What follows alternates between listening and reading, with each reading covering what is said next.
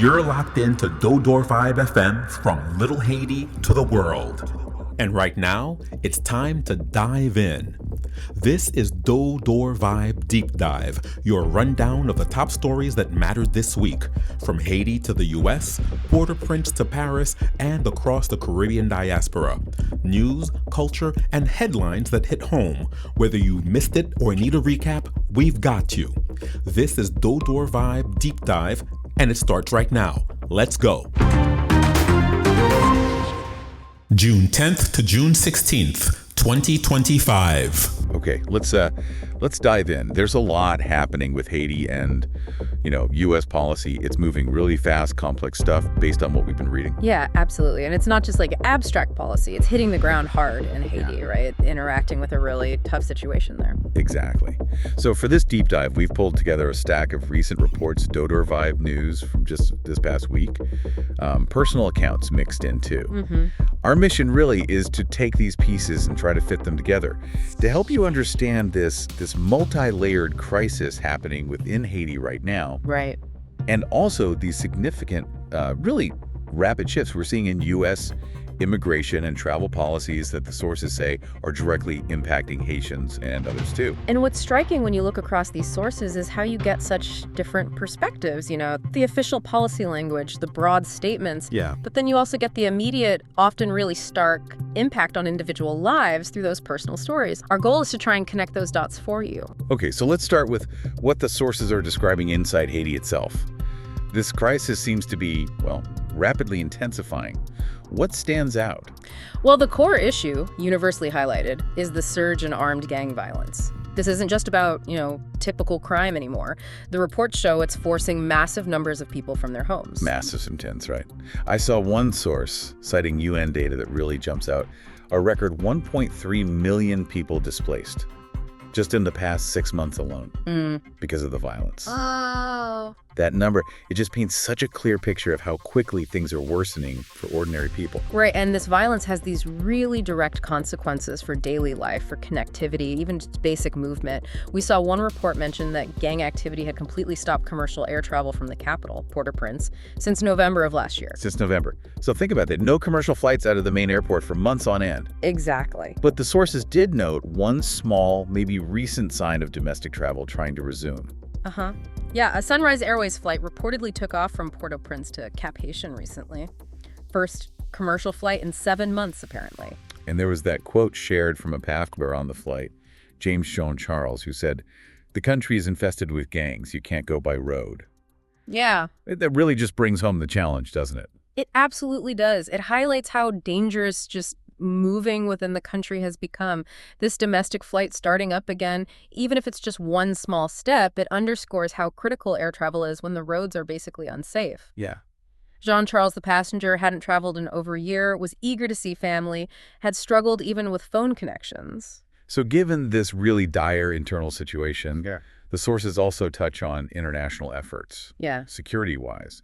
What are the reports saying there? Yes, and the consensus across the material seems to be that the current UN-backed security mission, the one led by Kenya, it's facing pretty significant challenges. It's described as underfunded, poorly manned, and the sources indicate it just hasn't managed to make significant headway against this spiraling gang crisis. And that's where you see leaders like Brazil's President Lula stepping in, calling for changes. Exactly.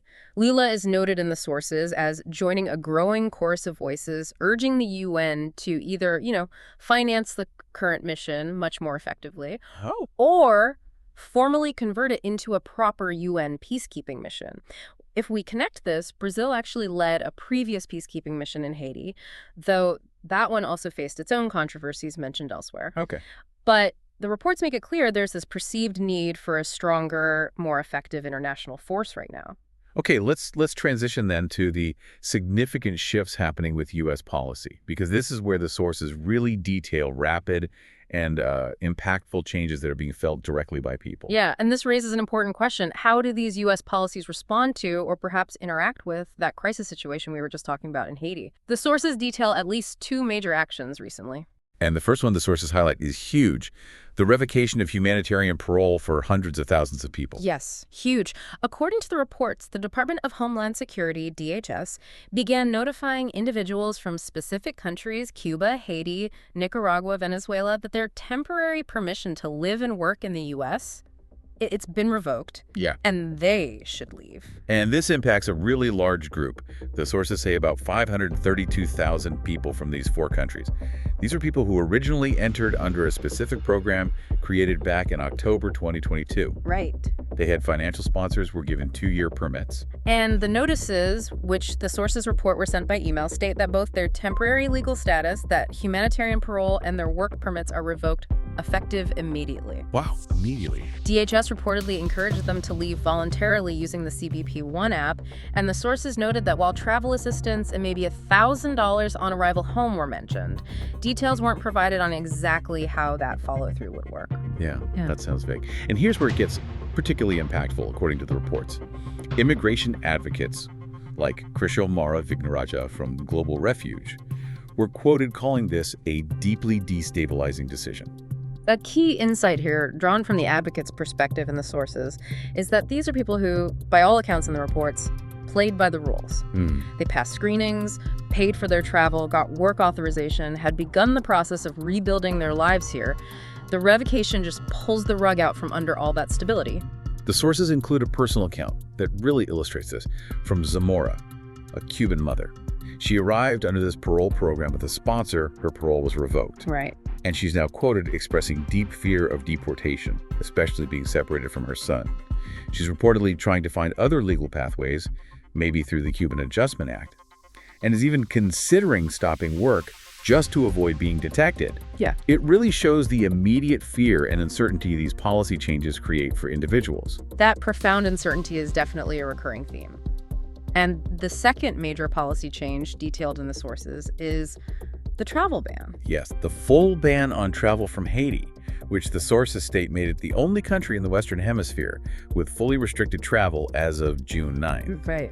The ban also reportedly applies to nationals from 11 other countries and heightens restrictions for 7 more, including Venezuela and Cuba. And the reports state that the administration cited reasons like high visa overstay rates and national security concerns as the basis for this ban.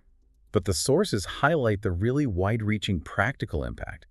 It affects individuals like business travelers from Haiti, who typically come to places like Miami or New York, and potentially even people needing life-saving medical care, who might now be forced to rely on Haiti's already struggling hospitals. And we also hear about Luckner Raymond, remember, the Haitian co-founder of the nonprofit Project Rouge, which does important work. Yes, that story. The sources detail how he had a visa appointment scheduled to travel to Indianapolis to meet with his U.S. colleagues and donors, but that trip got canceled. The travel ban took effect just days before he was supposed to fly. His U.S. colleague, Jemelyn Williamson, also a co-founder, expressed her distress in the report, noting how much Raymond carries the organization and how vital that face-to-face meeting was for encouragement, for planning. It's a really specific example of how a broad policy can directly impact even nonprofit work aimed at helping Haiti. It really personalizes the policy's reach, far beyond just typical migration discussions. Raymond himself was quoted feeling embarrassed, kind of questioning why good people who aren't criminals should be barred. And this isn't just affecting people trying to enter the country. Pastor Lucame Charles, who left Haiti back in 2006, he served in the National Police there, now pastors a church in Indianapolis. He notes the fear that has spread through the Haitian community he serves there, according to the source. Yeah, he reports seeing lower church attendance because people are afraid of operations by IC immigration and customs enforcement. And they're concerned with the overall climate described as sort of anti-immigrant rhetoric. So even Haitians with established legal status, like those with temporary protected status, TPS, or even green cards, are reportedly feeling unsure of their protections amidst these rapid changes. Exactly. The source quotes someone saying, "Not everyone is 100% sure what's right, what's not. They're scared of IC. They're scared of just kind of being outside." It really highlights this climate of fear reported within the community, even among those who seem securely here. Right. And Pastor Charles makes a critical point from his perspective. He believes many Haitians don't come just for economic reasons. They are genuinely fleeing violence back home. He feels they overstay visas because they perceive they just can't safely return. And speaking of status, the future for those with TPS sounds precarious too. While that status was extended previously because of the conditions in Haiti, the sources note that extension was canceled earlier this year. And TPS for Haitians is reportedly set to expire on August 3rd, leaving them vulnerable to deportation proceedings, potentially based on something like a final order of removal, which is basically a deportation order. Yeah. What the sources really underscore is how these combined policies, the parole revocation and the travel ban, are viewed by advocates not in isolation. They're seen as just the latest developments in what one source calls an assault on all fronts for all immigrants since the current administration took office. They're presented in the reports as yet another locked door. We also saw a specific kind of high-profile case mentioned in the sources, the arrest of Hervé Laplante, a Haitian social media blogger. Yes, him. He's known for controversial, often sensational content, apparently has a very large following within the Haitian diaspora. He was recently arrested and is now in ICE custody down in Florida. And the reason cited by an ICE spokesperson in the reports was immigration fraud. They claim he gained status fraudulently by being married to 2 women simultaneously, determined him inadmissible, and noted he had a final order of removal already from back in October 2024. So this case, apparently, because he's so popular on social media, reportedly caught the Haitian community by surprise, according to the sources. It just adds another layer to the discussion, doesn't it? Showcasing how individual enforcement actions based on alleged issues like fraud are also occurring amidst these broader policy shifts and all this community anxiety. So, drawing this all together then, what does this all mean when we look across these different pieces of information from the sources? It means Haiti is indeed facing a really complex, multi-layered crisis, as presented in the sources.